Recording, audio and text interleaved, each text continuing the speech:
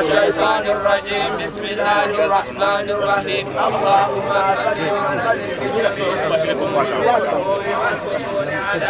صل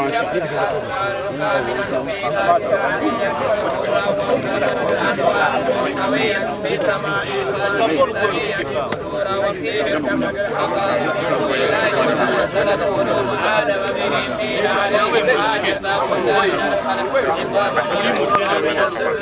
وله وما كل عجز يكفيه بذلك سر المسلوب لم يكن منا سابق في سجوده ولا على سواد بشهوده كافر به بالنبي رياض والفؤاد ملكوت الجمال رجال الكون واعياء ولا شيء الا وهو به منون وبسره سالم معوذه من اولى الواسع في كل سعود وهبوط اللبابه كما قيل الموصول صلاه تليق بك منه وتتوارد بتوارد الخلق الجديد والفيض المديه عليه وسلام ايجاد هذه الصلاه تفيضه وفضله كما هو اهله وعلى اله السماء الاولى واصحابه والتابعين ومن تلا اللهم انه سرك الجامع لكل الاسرار ونورك الواصل جميعا ودليلك الدال بك عليك وقاعد رقم عوالمك اليك وحجابك العام قائم لك بين يديك ولا يصل واصل الا الى حضرته المانع ولا يهتدي هائل الا بادوار الله اللهم الحقني بنسبه الروحي وحققني بعزبه السبوحي معرفة أشعر بها محيا وأسر بها مجرى كما يحبه ويرضى وأسر بها من ورود موالد إلا رحمة منا ومن إلا قيل له اتقوا ما بين أيديكم وما خلفكم لعلكم ترحمون وما تأتيهم من آية من آيات ربهم إلا كانوا عنها معرضين وإذا قيل لهم أنفقوا مما رزقكم الله قال الذين كفروا للذين آمنوا أنفقوا مما لم يشاء الله أطعمه إن أنتم إلا في كتاب من الذين إلى ربهم ينسلون قالوا يا ويلنا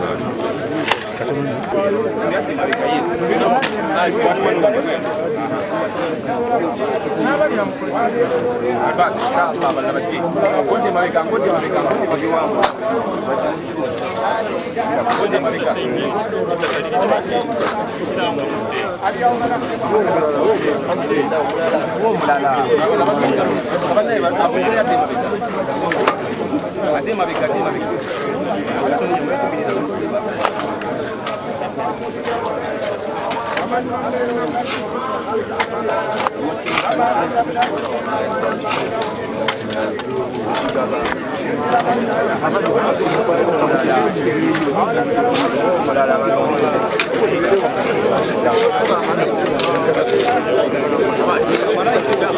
naddala mu nsi yaffe eno abantu empisa bwe zigenze nga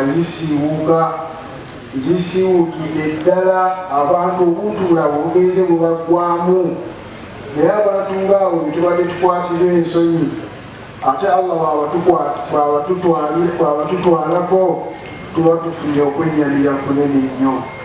omulanga gwange eri ffenna abali wano ekyo maama waffe mukadde waffe jjajjaffe kyeyatuuseeko tekiriiko kujjuza foomu teryamala kujjuza foomu asobole okugenda mu kifo ekyo mukadde waffe gyagenda.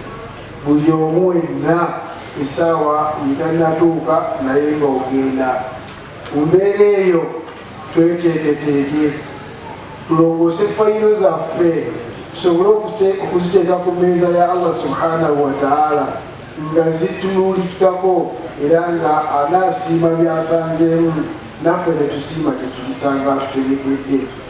faama man thaqulat mawazinuhu fahuwa fi ishati radiya yenna anajjulukuka n'akwata olugendo olwo nga maama waffe bwalikutte nga fayiro nnungi swalamu eri omutima omulungi okwagaliza embeera zifaanana bwe zityo fahuwa fi ishati radiya agenda kubeera mulamu obwesimisa. wa amma man khaffat mawazinuhu naye anaatambula ne fayiro nga mpewufu fa ummuhu hawiya agenda okumwaniriza mu kifo ekyo agenda kubeera hawiya.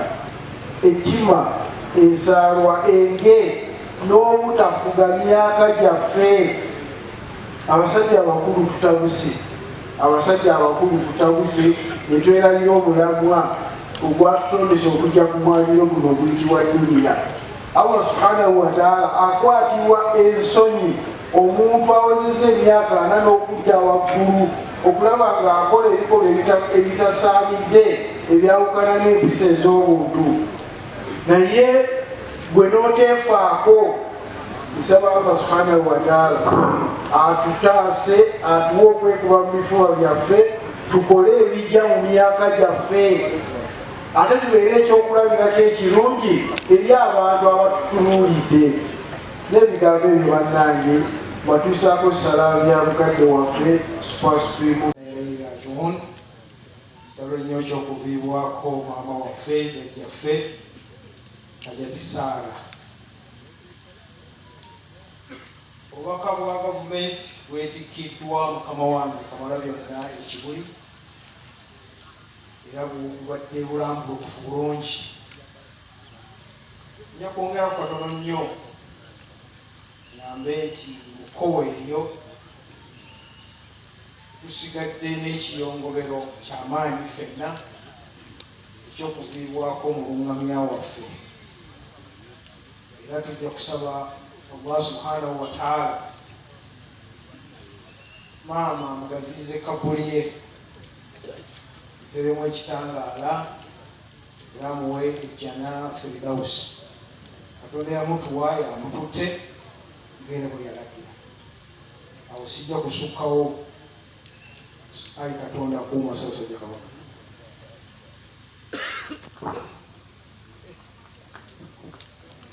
Nze ekyokulabirako ekirungi kiri mukadde waffe ono mu bulamu abadde atwaniriza mu maka Ekibuli nga tasosola, nenfuna n'omukisa nenkola ne omu ku baana bombi abaana ababiri, nenkola ne Dr. Kasimu Nakibinge ate nenkola ne Sheikh Khalifa. Naye neebaza nnyo Katonda ekiseera kyawadde mukadde waffe ono okulabirira abaana emyaka egyo gyonna n'abakuliza mbukkakkamu n'okubanga asembeza abantu. Mukama amuwe ekimuli eky'emirimu.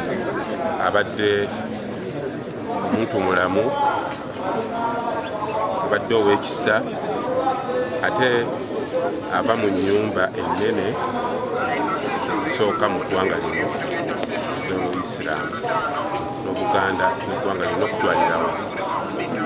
Mukyalo ono, mukadde ono mbadde mmumanyi emyaka egiwera 392 mbadde mmulaba era abadde antuma ebiseera eby'emabega n'antuma kumukolera emirimu gye naye nga nsobola okutuusaako.